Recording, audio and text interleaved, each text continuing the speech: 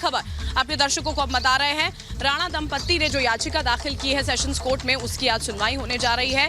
जमानत को लेकर देखिए ये अर्जी जो है वो एक फ्रेश पिटीशन जो है वो कल ही दाखिल की गई है। सेशंस कोर्ट में आज सुनवाई होगी, देखना ही होगा देखिए कि क्या किसी तरह से भी कोई राहत राणा दंपत्ति को मिलती है, क्योंकि कल हाईकोर्ट से एक बड़ा झटका राणा दंपत्ति को यहाँ पर लगा था जब यहाँ पर जमानत देने से कोर्ट ने इनकार कर दिया, ये कहते हुए कि आप जनप्रतिनिधि हैं, आपकी जिम्मेदारी और ज्यादा हो जाती है। और उसी जिम्मेदारी को कहीं ना कहीं नहीं निभाया गया।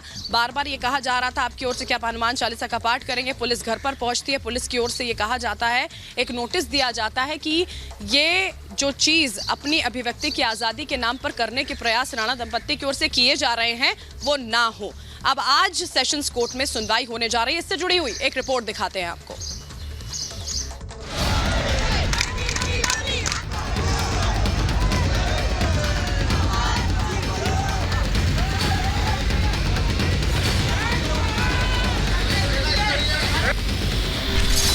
चालीसा पर संग्राम, सियासत में घमासान।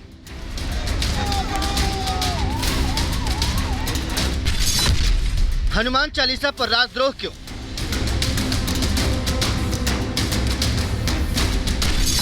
हाईकोर्ट से राणा को राहत नहीं।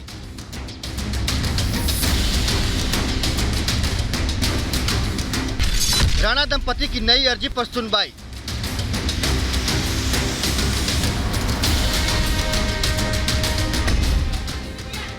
महाराष्ट्र की सियासत में हनुमान चालीसा पर संग्राम जारी है।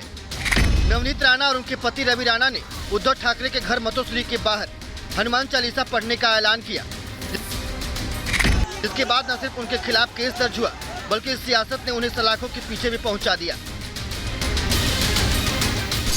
राणा दंपति को 14 दिन की न्यायिक हिरासत में भेज दिया गया है और इसी मामले में राहत पाने के लिए राणा दंपति के वकीलों ने बॉम्बे हाईकोर्ट का दरवाजा भी खटखटाया, लेकिन हाईकोर्ट ने उन्हें राहत नहीं दी। सुनवाई के दौरान बॉम्बे हाईकोर्ट ने राणा दंपति की अपने खिलाफ दर्ज एफआईआर को रद्द करवाने की याचिका को खारिज कर दिया। इसके साथ ही कोर्ट ने उन्हें फटकार भी लगाई। बॉम्बे हाईकोर्ट ने साफ किया कि जो लोग सार्वजनिक जीवन में सक्रिय होते हैं उन पर जिम्मेदारी भी अधिक होती है। बड़े पद के साथ साथ बड़ी जिम्मेदारी भी आती है, इसलिए ऐसे लोगों को कुछ भी जिम्मेदारी की भावना से बोलना चाहिए, इतनी अपेक्षा की जाती है। बॉम्बे हाईकोर्ट से आए इस फैसले के बाद राणा दंपति की तरफ से सेशंस कोर्ट में जमानत की अर्जी दाखिल की गई है, जिसकी सुनवाई मुंबई के सेशंस कोर्ट में होगी। This entire case is a bogus case. They have a very strong feeling that they are standing on loose ground. They are standing on loose ground. They know there is a possibility of release on bail. Therefore, they have prepared for a second FIR. So they are going to arrest him the moment he's released on bail in one case. Then there may be another case. Then there may be another case. We know what is supposed to be done. इस मामले की सुनवाई के दौरान court ने यह भी साफ किया कि राणा दंपति की वजह से लॉ एंड ऑर्डर की समस्या पैदा हो गई थी और किसी के घर के बाहर हनुमान चालीसा पढ़ना किसी की व्यक्तिगत स्वतंत्रता का हनन है। का पिटीशन खारिज किया गया तो उसमें उनके खिलाफ बहुत सारी बातें आई है जो बेल में उनके खिलाफ जा सकती है, ऐसा उनको लगा।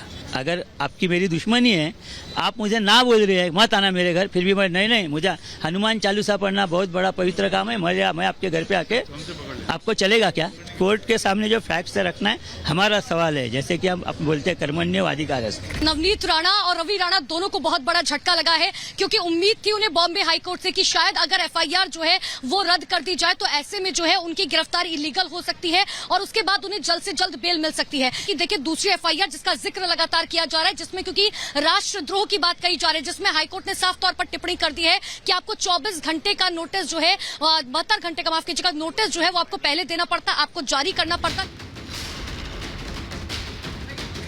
आपको बता दें कि राणा दंपति 22 तारीख को अमरावती से मुंबई आया और शनिवार के दिन मतोसली के बाहर हनुमान चालीसा का पाठ करने की कोशिश की, लेकिन इसके बाद जो हुआ उससे महाराष्ट्र की सियासत गर्मा गई।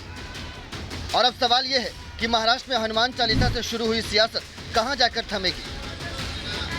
Bureau report, Republic Bharat.